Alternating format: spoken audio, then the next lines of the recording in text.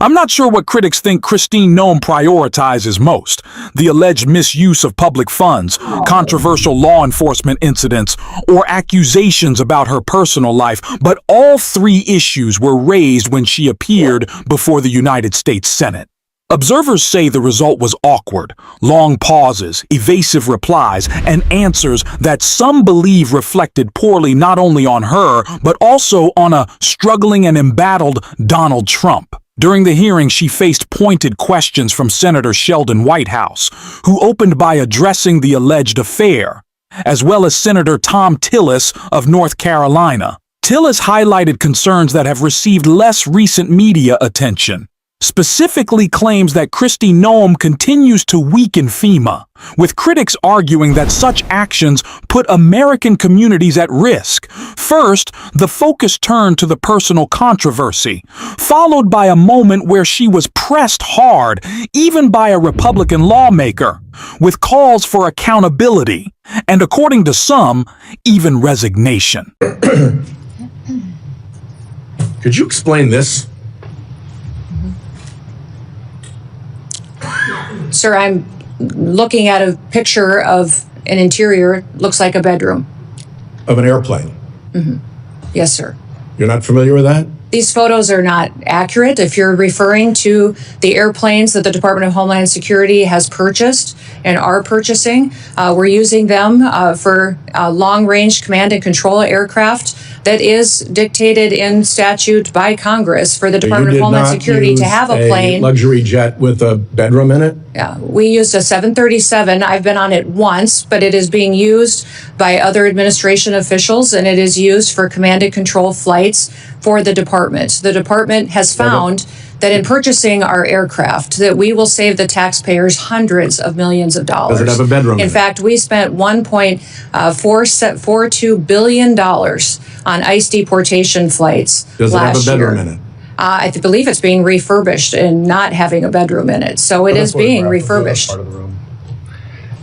What kind of deportee justifies being flown out of the country in a luxury jet with a bedroom and accommodations like this? There are aircraft being purchased that will be utilized for executive air travel and for deportations. Well, if you remember in the past, we have used jets of this size and this configuration for deportations in the past. If you remember this configuration, by this configuration, you mean with a bedroom and luxury accommodations like this? That plane used for deportations. Is that true? Sir, we have 737s that are being purchased by the department to replace contracts that we have on ICE deportations. That's what they're going to be used for. And in fact, the Coast Guard is the only entity within the Department of Homeland Security that has jets at this point in time. They had two G5s that were 20 to 25 years old that are being replaced so that they can continue to serve our Coast Guard and our military for years to come. About these. If you're not familiar with the Kristi Noem Corey Lewandowski controversy, some commentators say you're probably better off.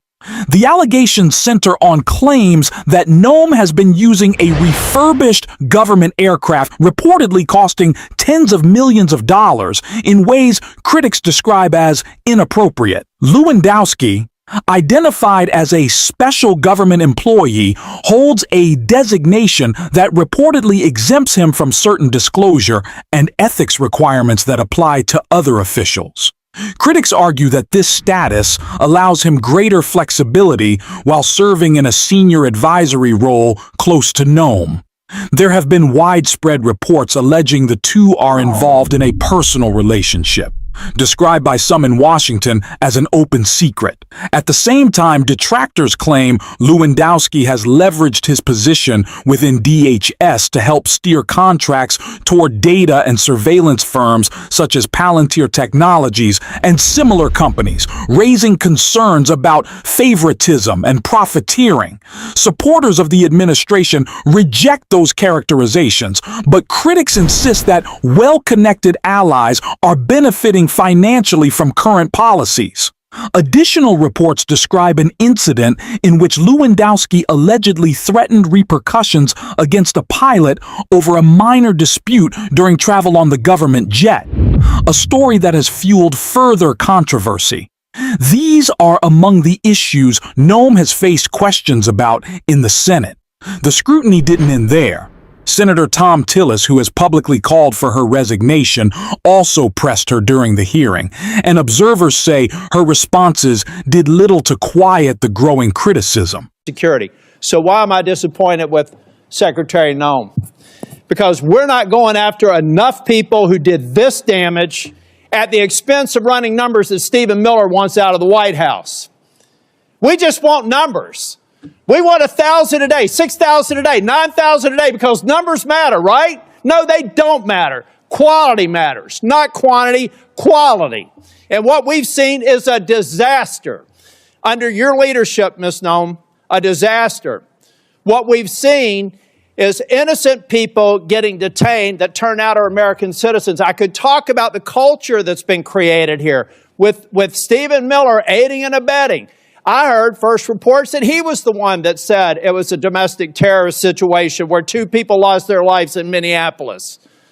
I've heard that report. Maybe you can refute it. I don't know that we'll have time for you to respond because I'm giving you a performance evaluation here. I'm not looking for a response. And I'm saying, Ms. Noem, that time after time after time I've been disappointed. But before I get back to looking at the vicious people that did this damage to these families, I want to talk a minute about FEMA. You have a policy right now that anything over $100,000 has to go through your desk for approval. I asked my staff, because I'm a management consultant, I don't try to do cheap shots in here, but the facts do not lie. This is your administration for FEMA response. This is President Trump's first administration. Which one would you like to have? If you're a state that has a $60 billion disaster, your biggest disaster in South Dakota that I can tell that when you were an elected official was about $500 million. So 1/100th of this single storm where thousands of people are hurting in North Carolina and you're just barely catching up. This is what competent FEMA leadership looks like. This is what incompetent FEMA leadership looks like. And people are hurting in Western North Carolina from the most significant storm they've ever experienced. This is what we need more of. I'm convinced you can't do it. If you're requesting a review of $100,000 and up, then it begs the question, why? Why would you be involved in that? Why would that be a policy? And in a minute, I'll ask about some people that are involved, some special government employees. Why are they involved in it? Thank you. Senator, no, that $100,000 only had to do. And I will hold the clock until I finish. Okay. The bottom line is, One could argue this situation is difficult for Donald Trump to watch. At the same time, some observers suggest he may not mind the attention being elsewhere, particularly instead of on reports that Marco Rubio and Mike Johnson acknowledged the deaths of 4 American service members amid escalating tensions tied to Israeli Prime Minister Benjamin Netanyahu. Critics claim Trump has been overly aligned with Israel's leadership and argue that this alignment has contributed to the risk of broader conflict, potentially drawing the United States into an expensive and dangerous war. Supporters, of course, dispute that framing, but the debate has intensified. Some commentators speculate that Trump may prefer headlines focused on controversy surrounding Kristi Noem's personal life rather than questions about foreign policy and military engagement. Meanwhile, the Department of Homeland Security, DHS, is facing funding disputes in Congress. In that context, Mike Lawler suggested it would be irresponsible for Democratic leaders like Hakeem Jeffries and Chuck Schumer not to ensure full DHS funding, particularly given rising tensions with Iran. Critics see irony in that argument.